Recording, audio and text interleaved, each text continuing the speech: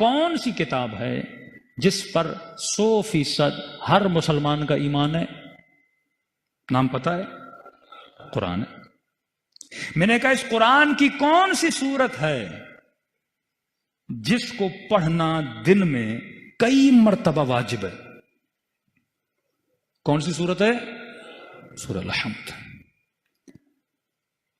معصومین فرماتے ہیں تمہاری زندگی کا پورا روڈ میپ ہے، اس میں پورا نقشہ دیا ہوا ہے پروردگار عالم نے سورہ حمد میں۔ اتنا پیارا نقشہ، یہاں سے اہل بیت بھی نکلتے ہیں، یہاں سے مدد بھی نکلتی، سب کچھ ہے سورہ حمد میں۔ نہ حدیث کی کتاب کھولنے کی ضرورت ہے، نہ روایت میں جانے کی ضرورت ہے، اسی سورہ حمد میں سب کچھ ثابت ہو جائے گا۔ سورہ حمد میں اتنی وضاحت ہے پروردگار عالم کی طرف سے کہ پورا قرآن تجھے تب سمجھ میں آئے گا جب تجھے سورہ حمد سمجھ میں آئے گی، تب تک پورا قرآن بھی تو سمجھ میں نہیں آئے گا۔ اب ہر مسلمان پریشان ہے، میں ہدایت کس سے لوں؟ ہادی کون ہے؟ میرے وجود کو کون جانتا ہے؟ میں اپنی روح کی اگر راستہ پوچھوں زندگی بسر کیسے کرنی ہے، وہ کون سا ڈاکٹر ہے جس کے پاس جاؤں اور مجھے میری زندگی کا علاج ملے؟ شروع کرتا ہوں۔ سب سے بڑا اعتراض جو جوانوں پہ ہوتا ہے، شیعوں پہ ہوتا ہے، تو آج کل آپ کے مہربان محمد علی مرزا انجینئر صاحب بھی بڑا کر رہے ہیں کہ یا علی مدد کہنا بدعت ہے، اور قرآن سے بتاتے ہیں بدعت ہے۔ کئی جوانوں نے کہا مولانا اس کا کوئی جواب نہیں دے رہا۔ میں نے کہا سمپل سا جواب ہے، تم قرآن سے باہر نہ نکلو، قرآن میں اللہ نے جواب دیا ہوا ہے۔ بسم اللہ الرحمن الرحیم۔ ترجمہ شروع کرتا ہوں اس میں خدا کی مدد سے۔ ترجمہ یہ نہیں ہے باللہ الرحمن الرحیم، یہ بھی ہو سکتا تھا شروع کرتا ہوں اللہ سے، نہیں، اس میں خدا سے۔ اللہ کے بیچ میں اور مدد کے بیچ میں ایک اسم ہے،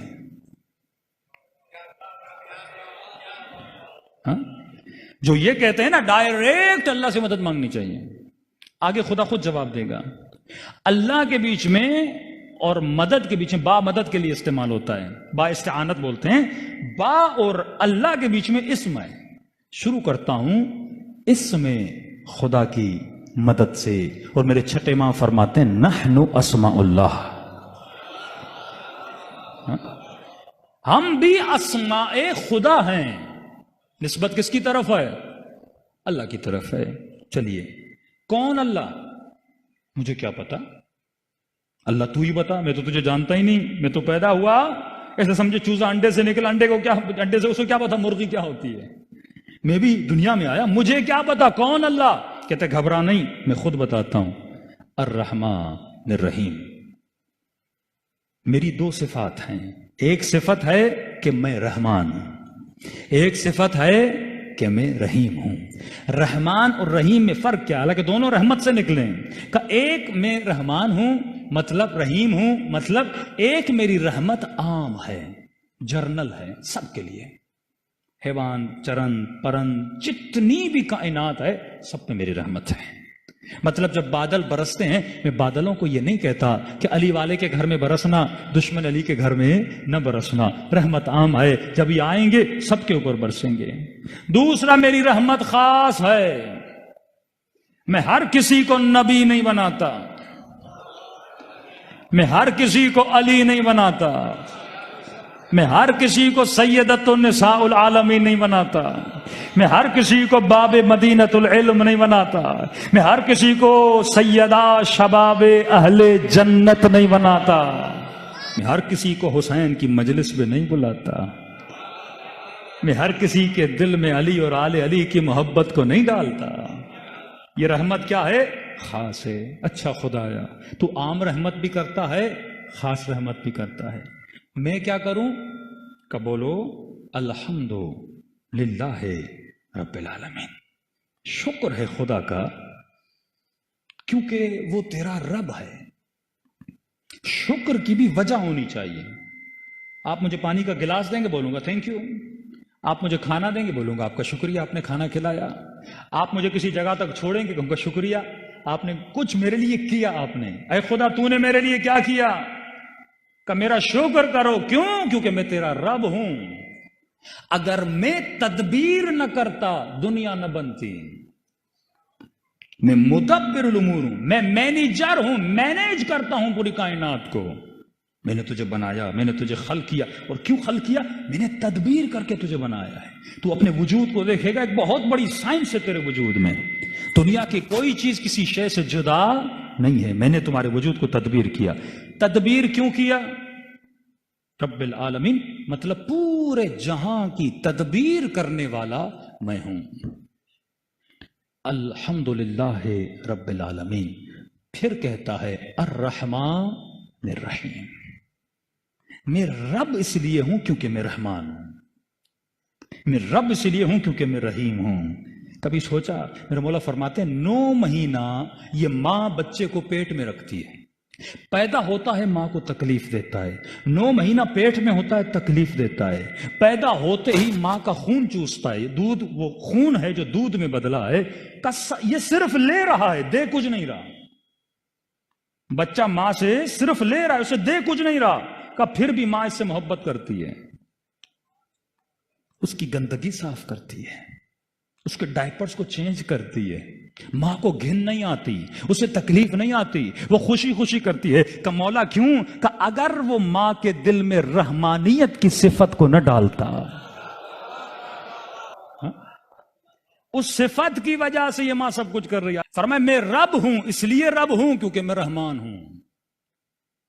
اگر میرے دل میں بندوں کے لیے رحم نہ ہوتا میں تجھے پیدا کیوں کرتا؟ اکثر لوگ سوال کرتے ہیں نا، اللہ نے مجھے پیدا کیوں کیا؟ تو علماء سوال کرتے ہیں نہ ہونا اچھا ہے یا ہونا اچھا ہے؟ کسی چیز کا نہ ہونا اچھا ہے یا ہونا اچھا ہے؟ سب کہتے ہیں ہونا اچھا ہے. کہ اس نے تجھے عدم سے وجود دیا. وجود کیوں دیا؟ کیونکہ وہ رحمان تھا. الرحمن الرحیم مالک یوم الدین. اے میرے بندے یاد رکھنا، قیامت اور یوم الدین کا مالک کون ہے؟ میں اللہ ہوں. ٹھیک ہے خدا، میں سمجھ گیا تو نے مجھے پیدا کیا کیونکہ تو رحمان ہے، تو رحیم ہے. میں تیرا شکر کرتا ہوں کیونکہ تو میرا رب ہے. دنیا آخرت یوم دین کا مالک تو ہے. اب بتا تو صحیح، اس یوم دین کے لیے میں کیا کروں؟ میری ڈیوٹی کیا ہے دنیا میں آنے کے بعد؟ میں دنیا میں لایا کیوں گیا؟ اللہ ہدف دنیا بتاتا ہے. کہتا اب بول ایاک نعبد وَإِيَّاكَ نَسْتَعِينُ. یہاں پہ وہابی شیعوں سے بڑا کھیلتے ہیں، بیچارے جوان پریشان ہو جاتے ہیں. سمپل شبہ ہے جس کا جواب میں ابھی دے دیتا ہوں. ایاک نعبد، یہ شبہ محمد علی مرزا نے بھی کیا. ایک کلپ بن جائے تو اس کو بھیج دیجئے گا. ایاک نعبد وَإِيَّاكَ نَسْتَعِينُ. ترجمہ، تیری ہی عبادت کرتا ہوں، تجھ ہی سے مدد مانگتا ہوں. مفتی کہتے ہیں یہ بھی تو ہو سکتا تھا نا، نعبد ایاک نستعین ایاک، لیکن کہا نہیں، پہلے کہا ایاک نعبد، حصر کیا. مطلب تیری ہی عبادت کرتا ہوں، مطلب کسی اور کی نہیں کرتا. تجھ ہی سے مدد مانگتا ہوں. تو کہتے ہیں مطلب میں کسی اور سے مدد نہیں مانگتا، پھر تو یا علی مدد کیوں کہتا ہے؟ کیا اے خدا میں تجھ ہی سے مدد مانگتا ہوں. جب حصر کر دیا نا، تجھ ہی سے مدد مانگتا ہوں، مطلب کسی اور سے، کسی، مولا علی کو تھوڑا ذہن سے باہر نکالیے، کسی اور سے مدد نہیں مانگتا. پھر تو ڈاکٹر سے مدد کیوں مانگتا ہے؟ سمپل ترجمہ ہے، میں کسی سے مدد نہیں مانگتا. یہ نہیں ہے اس آیت میں کہ علی سے نہ مانگو ڈاکٹر سے مانگو. تجھ ہی سے مدد مانگتا ہوں. کہ نہیں زندہ سے مانگ سکتے مردہ سے. اس آیت میں نہ زندہ ہے نہ مردہ ہے. یہ تو تیرے فلسفے ہیں نا، یا زندہ کے لیے ہے فلاں مردہ کے لیے. اس میں تو پڑھتا کیوں ہے؟ پہلی بات تو جمپ کیوں مار رہا ہے؟ عقل مند شیعہ وہ ہوتا ہے جب یہ تفسیر بٹھا کے پڑھو نا، پہلا کام یہ کرنا اسے جمپ نہیں مارنے دینا.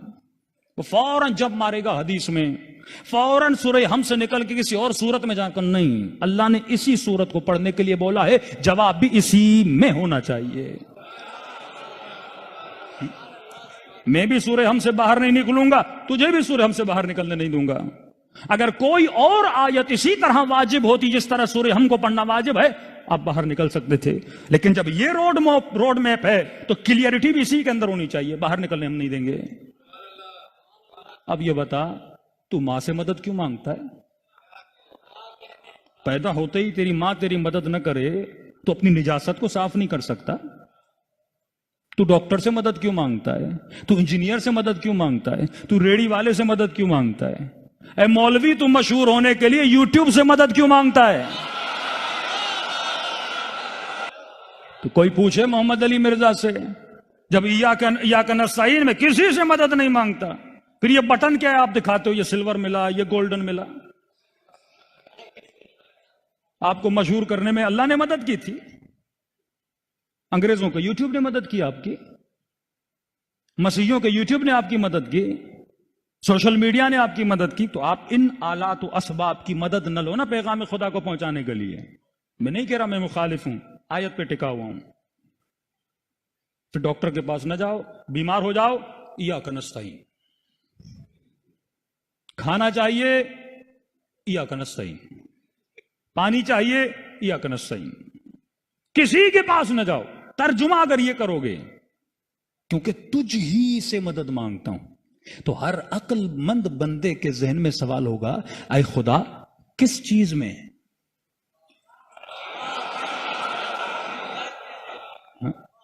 کس چیز میں؟ یہ تو ممکن نہیں ہے کہ میں ہر شے میں تجھ سے مدد مانگوں۔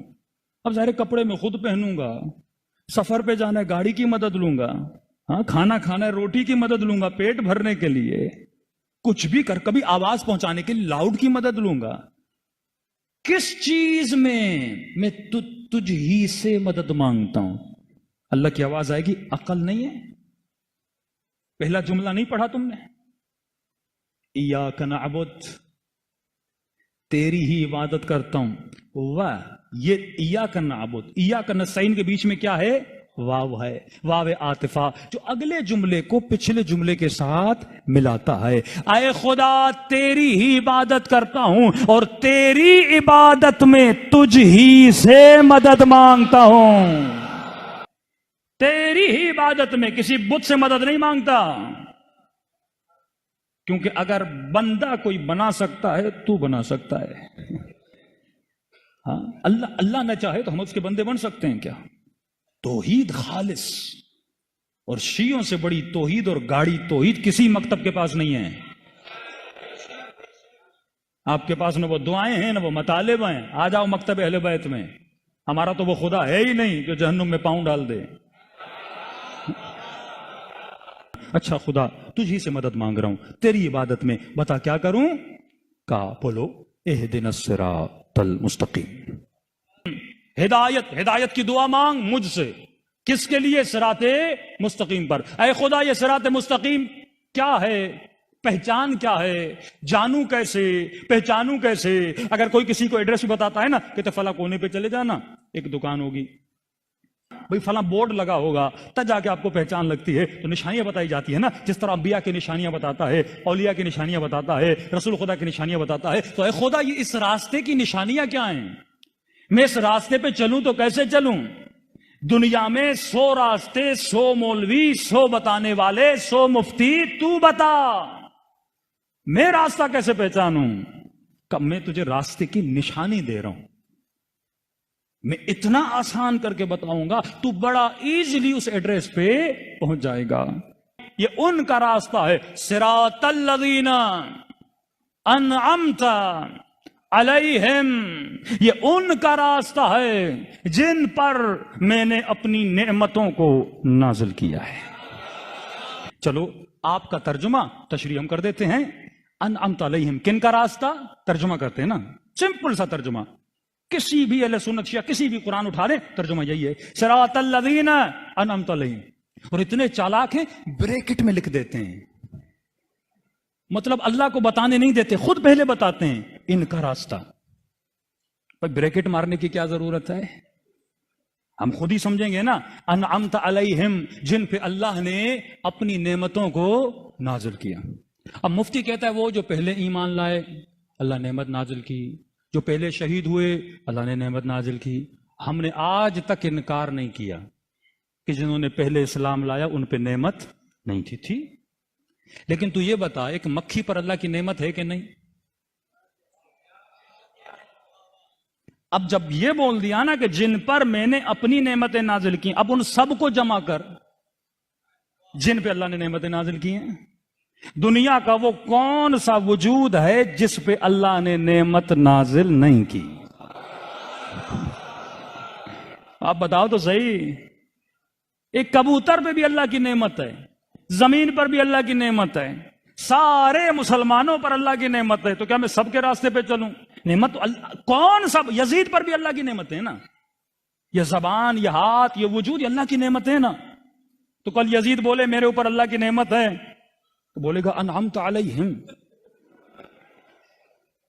اگر یہ ترجمہ، جب آپ ایک لفظ عام بولتے ہو نا، مثلا ایک چیز کا عام ترجمہ کا، تو عام میں سب آتے ہیں، پھر اللہ پر واجب ہے اس کو تخصیص دے، خاص کرے۔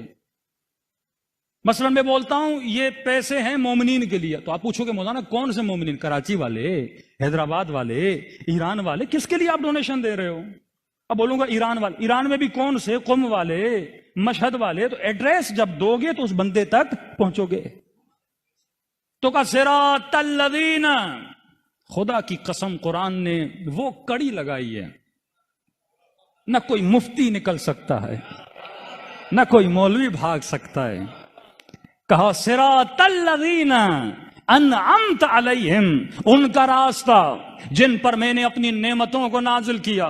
تو میں سوال کروں گا پروردگارا، تو نے نعمت تو عارف کاظمی پہ بھی کی، تو نے نعمت آیار سیما برگا میں آنے والوں پر بھی کی، تو نے نعمت انسانوں پر کی، تو نے نعمت حیوانوں پر کی، تو نے نعمت پرندوں پہ کی، تو نے نعمت چونٹیوں پہ کی۔ دنیا کا کوئی ایسا وجود نہیں ہے جس پہ تیری نعمت نہ ہو۔ اب بتا تو صحیح، ان سارے نعمت والوں میں سے میں کن کے راستے پر چلوں؟ ذرا ایڈریس کو کلیئر تو کر دے۔ تو اللہ کی آواز آئی، گھبرانے کی ضرورت نہیں ہے، میں دو صفت بتا کے جا رہا ہوں، جن کے اندر یہ دو صفات ہیں وہ نعمت والے ہیں۔ خدایا صفت تو بتا۔ آواز آئی انعمت علیہم غیر المغضوب علیہم، پہلی صفت یہ ہے میں ان پہ کبھی غضبناک نہیں ہوا۔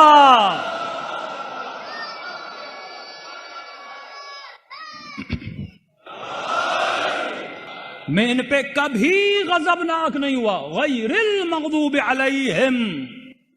اب جو جنگ احد میں بھاگے کہتے نہیں اللہ نے معاف کر دیا، ہم نے کب کہا نہیں کیا؟ سورہ حدید ہے، اللہ نے معاف کر دیا، لیکن جب بھاگے تھے اللہ غضبناک ہوا تھا کہ نہیں؟ مطلب جس نے زندگی میں ایک دن بھی ایسا گزارا ہو جس میں مخالفت خدا ہو، اس ایک دن میں اللہ غضبناک تھا کہ نہیں تھا؟ اب کوئی ایسا ڈھونڈو جو زندگی میں کبھی غضبناک نہ رہا ہو۔ پھر بھی اللہ نے کہا شاید مفتی کے لیے گنجائش رہ جائے، بول دے میں نے معاف کر دیا، اللہ نے معاف کر دیا، یہ کر دیا۔ کا دو صفت بتا رہا ہوں، پہلی صفت یہ ہے غیر المغضوب علیہم، یہ وہ ہیں جن پہ میں کبھی غضبناک نہیں ہوا، اور یہ وہ ہیں وَلَضَّالِّينَ، اور وہ بھی کبھی گمراہ نہیں رہے۔ جو 40 سال بت پرستی کرتے رہے وہ انعمت علیہم نہیں ہو سکتے۔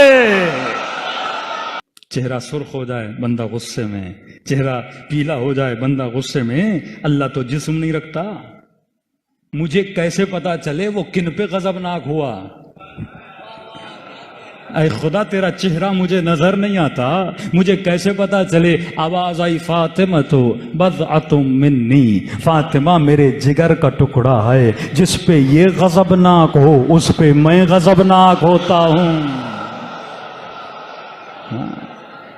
صفات بتاتا ہے خدا، اللہ قرآن میں کبھی نام نہیں بتاتا، کیونکہ نام سے زیادہ صفت مضبوط ہوتی ہے۔ اکثر جوان یا بولتے ہیں بھائی اگر 12 امام تھے اللہ قرآن میں نام بتا دیتا، نام نہیں بتاتا۔ اگر اللہ قرآن میں نام بتاتا ابو سفیان اپنے بچوں کے وہی نام رکھ لیتا، سیدھی بات ہے۔ پھر ہم اس پہ ثابت کرتے علی یہ والا نہیں ہے، علی وہ والا ہے، حسن یہ والا نہیں ہے، حسن وہ والا ہے۔ اب مفتی اسی میں بحث چھڑی رہتی، اللہ نے کہا نام نہیں بتاؤں گا، تو سیانا ہے تو میں بھی تیرا رب ہوں، تو مکر کرتا ہے تو میں خیر الماکرین ہوں۔ میں صفت بتاؤں گا، کہا اپنا نام بتاؤں گا، نبی کا نام بتاؤں گا، تیسرے کی صفت بتاؤں گا، انما ولیکم اللہ والرسول، میں ولی، میرا رسول ولی، تیسرا وہ ولی جو حالت رکوع میں زکوٰۃ دیتا ہوا نظر آ جائے۔